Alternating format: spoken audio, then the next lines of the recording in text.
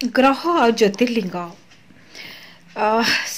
आमे ज्योतिर्लिंग पूजा करूँ भगवान को कृपा पाइबापी कि स्पेशली जदि कालसर्प जोग जातक थाए आमे ज्योतिर्लिंग को पूजा करूँ जो माने प्रतिदिन पूजा करिवार सौभाग्य पाती बहुत बड़ कथा कि समस्त भाग्य न थाए बेले बेले आपणकर कालसर्प जोग थिले ज्योतिर्लिंग पूजा करंतु बहु शुभ फल पाइबे नचेत आपणकर जो ग्रह जातक भलरे नाहंती किंबा आपण लग्नर ग्रह अनुसार ज्योतिर्लिंग को पूजा करंतु किंबा 9th हाउस रो भाग्य घर ग्रहंक अनुसार जो ज्योतिर्लिंग अछि तांको पूजा करंतु आपन को बहुत कृपा प्राप्ति हबो आपणकर लाइफ रा बहुत बड़ चेंज हबो। रवि ग्रह होचंती जे कि आमर 10 अवतार रे रवि ग्रहंकर संबंध अछि श्री रामचंद्रंक सहित जो मानकर रवि को संतुष्ट करूया को चाहूचंती आपण रामेश्वर ज्योतिर्लिंग को पूजा करंतु आपण को पाई कि बहु शुभ फल प्राप्ति हबो। चंद्र होचंती तांकर अवतार होचंती श्री कृष्ण आपण सोमनाथ ज्योतिर्लिंग को पूजा करंतु आपण को पाई बहु शुभ फल प्राप्ति हबो।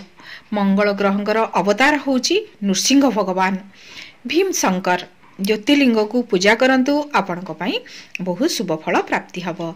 बुद्ध ग्रह होचंती तांकर होचनी बुद्ध अवतार मल्लिका अर्जुन आपण मल्लिका अर्जुन को पूजा करंतु ज्योतिर्लिंग आपण को पाई बहु शुभ फल प्राप्ति हबो।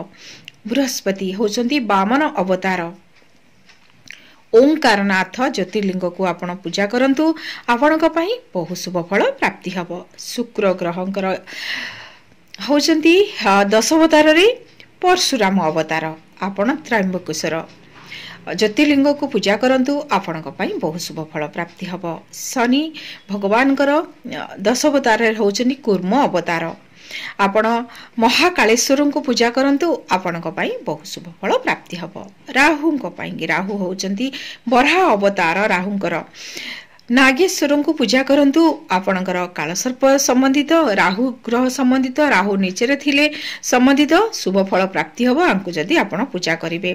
केतु होची मत्स्य अवतार नागेश्वर को मध्य पूजा करंतु आपण को आशीर्वाद प्राप्ति हबो। जो मानकर लग्नर दोष अच्छी लग्नाधिपति नीचे अच्छी लग्नाधिपति वक्र अच्छी लग्नाधिपति अस्त अच्छी आपण महाकालेश्वर को पूजा करंतु आपण को पाई बहु शुभ फल प्राप्ति हबो। पितृदोष जो मानकर जातक अच्छी पशुपतिनाथ को आपण पूजा करंतु जो मानकर रवि राहु एकत्र अच्छी आपण मध्य पशुपतिनाथ को पूजा करंतु आपण को पाई बहु शुभ फल प्राप्ति हबो। जो मानकु लाइफ रे बहुत बड़ पाप करिसेंती बा ब्रह्म अभिशाप जो मानकु मिली जो मानकर लाइफ रे बहुत कष्ट पाउचंती आपण काशी विश्वनाथ को पूजा करंतु ज्योतिर्लिंग आपण को बहु शुभ फल प्राप्ति हबो। ई सब पूजा करिवे केबे करिवे आपण सोमवार करि परिवे पूर्णमी रे करि परिवे ई सब दिन रे पूजा कले आपण को पाई अधिक शुभ फल प्राप्ति हबो। किंतु राहु को पाई कि केतु को पाई कि शनिवार आपण ई ज्योतिर्लिंग को पूजा करि परिवे अधिक शुभ फल आपण को प्राप्ति हबो।